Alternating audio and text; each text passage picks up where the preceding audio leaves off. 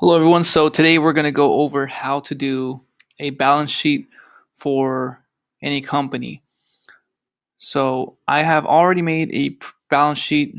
So what we're going to do is open up a new spreadsheet so you can go ahead and follow along. Now we also have done the income statement, which we won't use in this video, but if you would like to know how to create a income statement, I'll go ahead and post the link in the description box. So let's get straight to it. So let's go ahead and open up a new spreadsheet. And basically, we want to replicate this balance sheet here. So the first thing that we need to do is create the title. So we're going to go ahead and create the title. So we're doing Elvis Products International. And then we're going to go ahead and type in balance sheets in the second row. And then you also want to type in the date. So we're going to go ahead and type in the date in which we're doing the balance sheet for. So it's going to be as of December 31st of 2016. Now, once you've done that, you can go ahead and customize this so you start to build a nice, neat format. Highlight the rows, use the merge function up top under the home tab, merge the cells, and then center the title. So you have a nice, neat format. The next thing you want to do is start adding the titles on the left hand side. So we're going to go ahead and copy all of these titles. And so normally you want to list them in this order. So just to save some time, I'm just going to go ahead and copy and paste here. But normally this is what you're going to need in any balance sheet. You have your assets, and among the assets, we want to divide, or we basically want to separate our current assets versus our fixed assets. So anything that's current is going to be cash, accounts receivables, and inventory, and that'll give you the total current assets. And then our fixed assets are any plant and equipment and accumulated depreciation. And then we're going to add that, and we should get total assets. For liabilities, we have the similar liabilities. We have current liabilities and we have long-term liabilities. Anything that's under 1 year is going to go underneath accounts payable, short-term notes payable, current liabilities, and anything that's more than a year is going to go under long-term debt. And same thing goes for the current assets. Anything that's current is usually less than 1 year, and then more than 1 year would be long-term assets or long-term debt. Okay, and then the last thing we're going to do is add in the owner's equity, which is basically the common stock and retained earnings, and that's going to give us our total shareholders' equity. And then we're going to go ahead and add the total liabilities with the total owner's equity. All right.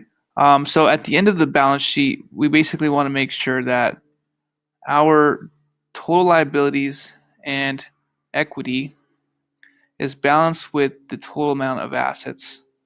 Okay, so let's start plugging in the data. So I'm going to go ahead and just copy some of this data. So I'm going to copy the cash, accounts receivable, and inventory for 2015 and 2016. I'm going to go ahead and copy. All right, and then I'm going to go ahead and just add the years 2015. All right, now feel free to pause this video so you can plug in the data if you're following along. But I'm pretty much skipping through all the numerical inputs just to save time. And then we'll go ahead and just modify this really quick, and so that it looks identical to the left hand side. All right, so now in order for us to figure out or calculate current assets, we basically want to add all of our current assets, which is these cells here from B5 to B7, and then for 2015 it's going to be 5C to 57. So To make this easy, you want to use the sum function, the function that will add the current assets. And the function is basically equal sign SUM, and that's going to give you the addition function for Excel. Double click, and then go ahead and highlight the cells that you want to add. And then don't forget to close parentheses and click tab.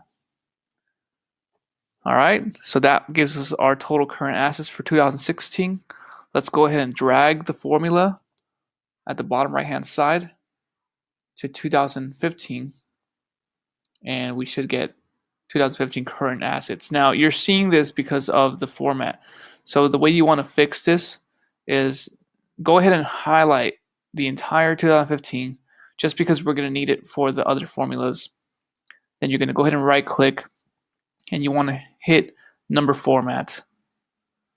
So you notice it's in the custom category. So we want to basically just get the number value. So we're going to go ahead and click number and hit OK, and that should change us. Now we also want to add the comma formats, and we want to get rid of the decimals. We don't want any decimals. All right. So we have our current assets. The next thing we want to do is find out our fixed assets. So again, we're going to copy the data, and I want to copy plant and equipment and accumulated depreciation. Just like that. And let's go ahead and paste. All right, very good. And now to add our net fixed assets, we want to go ahead and basically add plant and equipment and accumulated depreciation. Now, if we look at our other balance sheet, the formula for net fixed assets is B9 minus B10. So that means we have to subtract accumulated depreciation from plant and equipment. And the reason is because it's a non-cash expense. So instead of adding accumulated, we need to make sure that we subtract it. All right, so let's go ahead and apply that to our new formula, to our new balance sheet. We're going to go ahead and equal sign. We're going to click plant and equipment, subtract accumulated depreciation, and hit tab. And that is the correct answer. Let's go ahead and click and drag the formula to the next column. All right. And so you want to get in the habit of entering the formulas whenever possible, because it's just going to save you a lot of time so that you can calculate the next column for the next year or the previous year.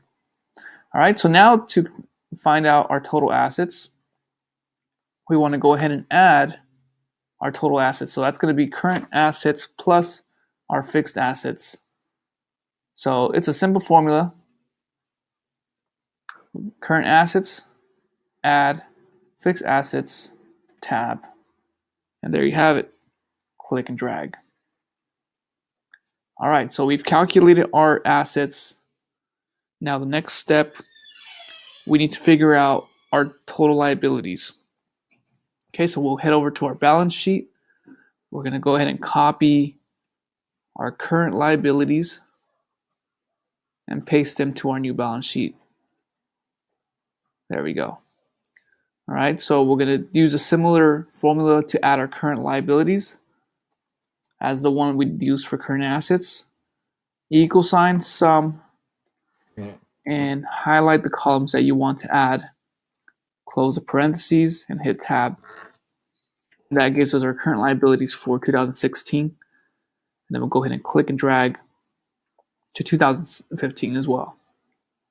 All right, so far so good.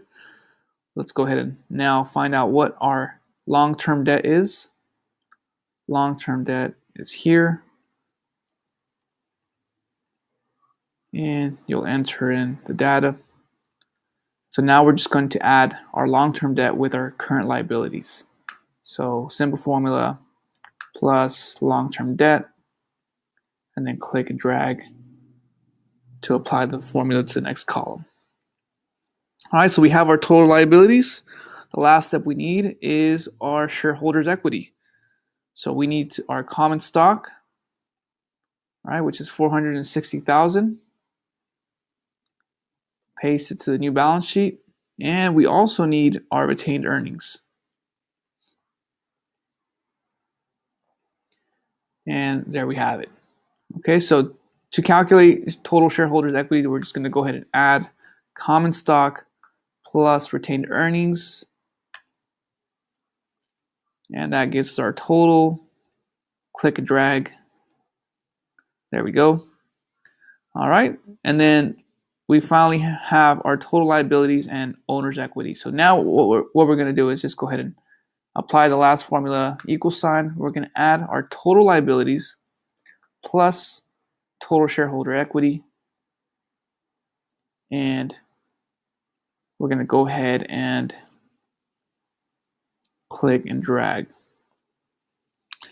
Okay, so you notice that for some reason